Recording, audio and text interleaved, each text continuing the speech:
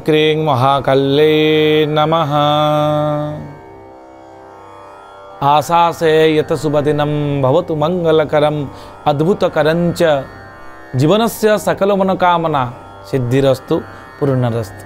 दर्शक बंधु प्रत्येक दिन भली आज आम देखुंट आज सप्तांग मु ज्योतिर्विद डॉक्टर श्रीवत्स कड़ीरत्न आज आपण मानक स्वागत जनाऊँगी मूल्यवान कार्यक्रम को। आज भाद्रव मास सिंह मास 5 दिन अगस्ट 21 तारिख रही जहाँकि गुरुवार बृहस्पति बार रही। आज महाप्रभुंकर कृष्ण बलराम वेश आज आपण मैंने देखा पाइबे। शिव उपवास बेढ़ा परिक्रमार आज दिन में सुसंगठित करा जाउछि।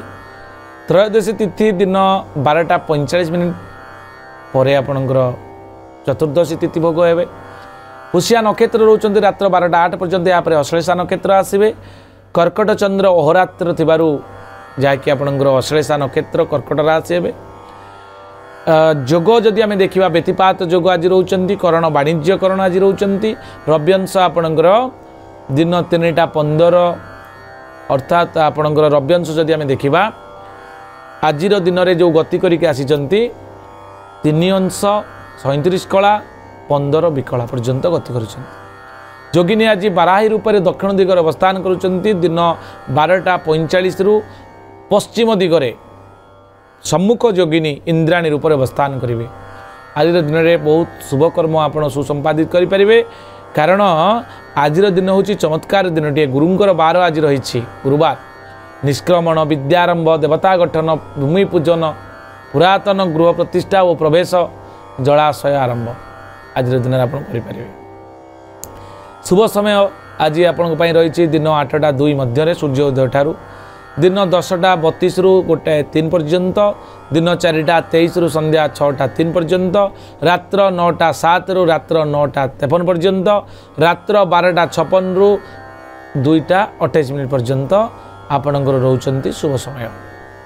चंद्रशुद्धि आम जो देखा दर्शक बंधु चंद्रशुद्धि वृष कर्कट कन्या तुला मकर कुंभ राशि व्यक्ति मानकर रोचे आपणकर चंद्रशुद्धि।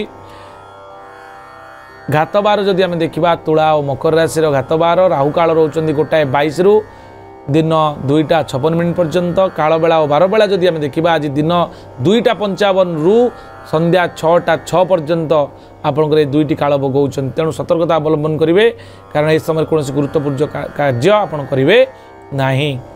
आम जो देखा कालरात्रि शनिंकर रात्रि भोग समय को आम कालरात्रि कही रात्र 11:47 रु रात्र 1:14 पर्यंत रोचंती। निषिद्ध खाद्य हिसाब से आम शरीर को सुस्थ निरामय और दीर्घजीवी करने आम केते गुड़िए खाद्य उपर रेस्ट्रिक्शन करवा उचित जहाँकि पूर्व कालू एपर्यंत चली आसी अच्छी। बैगण और बिरीद्रव्य आज आप अवॉइड करूँ खातु ना। आज जदि आपण परिवार कौन पिलाटी नूतन कर जन्मग्रहण करुच्ची खुशी लहड़ी तो परिवार भितर देखा मिलता है। ता भर चिंता पड़ता है जे पिलाटीर राशि कौन हम भविष्य कौन हम तार संपूर्ण मीमांसा आप जो कार्यक्रम आज सप्ताह प्रत्येक दिन देखुंट आप मीमांसा पाइबे। ताले मन रखु रात्र 12:08 मध्य आज दिन में राति 12:08 मध्य जदि पिलाटी आपण परिवार जन्मग्रहण करुच्ची ताले पुष्या नक्षत्र कर्कट राशि हे। 8/4 8 काणे 4 पण हे। देवगण पिलाटी प्राप्त हे एवं तार नामकरण आप जदि करने चाहिए ताले हरे हर्षकार हु हरे एकार हे हरे ओकार हो एवं ड अक्षर नामकरण करंतु देखिए पिलाटीर निश्चित भाव में मंगल साधन हे। दर्शक बंधु पिलाटीर भविष्य आसतु जानिबा। पिलाटी आज गुरुवार जन्म ग्रहण करिसंती। गुरु होचंती नैसर्गिक शुभग्रह बेनिफिक प्लानेट ऑफ यूनिवर्स होचन जुपिटर। अत्यंत चमत्कार बार आज आपन पिलाटी प्राप्त होइछि। सौभाग्यशाली हेब लक्ष्मीवंत हेब ज्ञानी हेब धार्मिक हेब दयालु हेब एवं ता निकटरे एभली एक इंटरनाल नॉलेज रहिबो से सबुथिरे समस्त को बांधि पारिबो एवं जगत जीता हेब। आज पई भविष्यवाणी एतिकी। यापर आमे जानिबा जे पिलाटी जदि आपण परिवार रे कौनसी कन्यांकर प्रथम करी से ऋतुवती होचंती रात्र 12:08 रु संवत्सर गंडदोष यह द्वारा आपण पिलार संतान संबंधी समस्या थिबारु कौनसी उचित ज्योतिर्विद बा ग्रह ब्राह्मण बा दैव ब्राह्मण बा ज्योतिर्विद को डाकी आपण स्वर्ण प्रबाल आरक्त वस्त्र दान करंतु। एबे आमे जानिबा मेष राशि ठारू मीन राशि पर्यंत मेष राशि आपणकर बदग्रस्त, वृष राशि द्रव्य लाभ जोग, मिथुन राशि व्यय वृद्धि, कर्कट राशि प्रशंसित, सिंह राशि पितृ दे कष्ट एवं कन्या राशि मानसिक पूर्ति अनुभव करेंगे। तुला राशि अघटन, विचार राशि अनुशोचना कौन घटना को लेकिन आप चिंता करें। धनुराशि दुर्घटना भय, मकर राशि प्रीतिबुद्धि जोग, कुंभ राशि द्रव्य लाभ, मीन राशि पुत्र पर चिंतित रही पारती। ये था संपूर्ण सम्यक मेष राशि मीन राशि पर्यंत सूचना। आसतु आज दिन जदि शुभ मंगलप्रद करने चाहते ताहले आज हूँ गुरुंकर बार।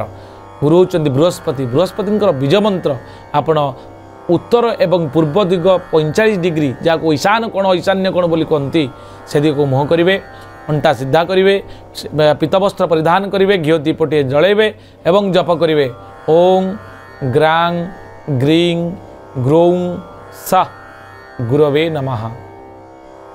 ए मंत्र को 108 थर जप कर देखिए निश्चित भाव में से दिन आपण ऊर्जावान रही। पुणी देखा आसंता काली आज सप्तांग। नमस्कार, जय जगन्नाथ।